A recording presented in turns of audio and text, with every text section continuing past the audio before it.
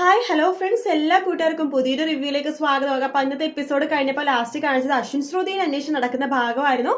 അപ്പൊ ഇനി വരാൻ പോകുന്ന എപ്പിസോഡിന്റെ റിവ്യൂ ആയിട്ട് പറഞ്ഞപ്പോൾ അശ്വിൻ ശ്രുതിയും അന്വേഷണം നടക്കുമ്പോൾ പെട്ടെന്ന് പുറകെ ഒരു വിളി കേൾക്കുവാണ്, അശ്വിൻ സാറിന്. തിരിഞ്ഞു നോക്കുമ്പോഴേക്കും ശ്രുതി ഒരു കുഴിയിൽ വീണ് ഇരിക്കുവാട്ടോ. ആ സമയത്ത് അശ്വിൻ പറയുന്നുണ്ട്, നീ അങ്ങനെ കുഴിയിൽ വീണോ?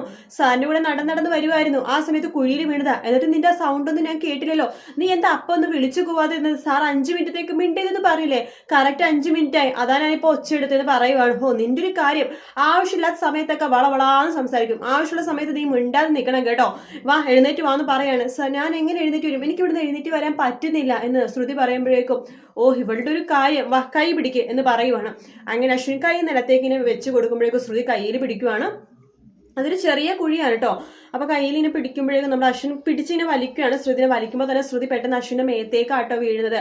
അങ്ങനെ അശ്വിന്റെ നെഞ്ചിലേക്ക് ശ്രുതി ചാഞ്ഞു വീഴുമ്പോഴേക്കും ശ്രുതിക്കും അശ്വിനെ വല്ലാത്ത പോലെ ആവാണ്. ശ്രുതി കുറച്ചേരം അങ്ങനെ തന്നെ കിടക്കുവാണ്. അശ്വിനും അങ്ങനെ തന്നെയാണ്. കുറച്ചുമ്പോഴേക്കും ശ്രുതി പെട്ടെന്ന് ഇങ്ങനെ നിൽക്കുന്നുണ്ട്, സോറി സർ എന്ന് പറയുന്നുണ്ട്. അതിനുശേഷം വീണ്ടും അവരിങ്ങനെ നടന്നുകൊണ്ടിരിക്കുക കേട്ടോ.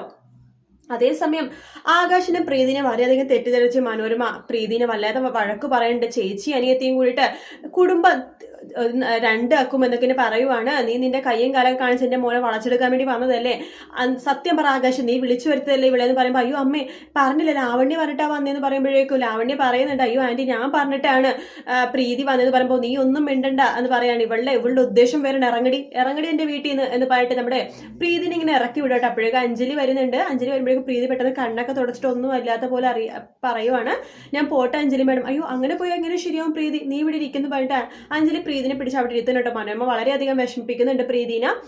അതേസമയം ശ്രുതി അശ്വിനും കൂടുതൽ അടുക്കുവാണ്. ശ്രുതിക്ക് ചെറിയ പനിയും കാര്യങ്ങളൊക്കെ വരുന്നുണ്ട് കേട്ടോ. അപ്പൊ അശ്വിനാണ് കൂടെ നിൽക്കുന്നത്. പിച്ചും പേയൊക്കെ ശ്രുതി പനി വരുമ്പോൾ പറയുന്നുണ്ട്. വളരെ നല്ല മനോഹരമായിട്ടുള്ള എപ്പിസോഡ്സ് ആണ് അടുത്ത ആഴ്ച വരാൻ പോകുന്നത്. ഫുൾ പ്രൊമോ ഇതുവരെ വന്നിട്ടില്ല, വരുവാണെങ്കിൽ തീർച്ചയായിട്ടും അപ്ഡേറ്റ് ചെയ്യാം.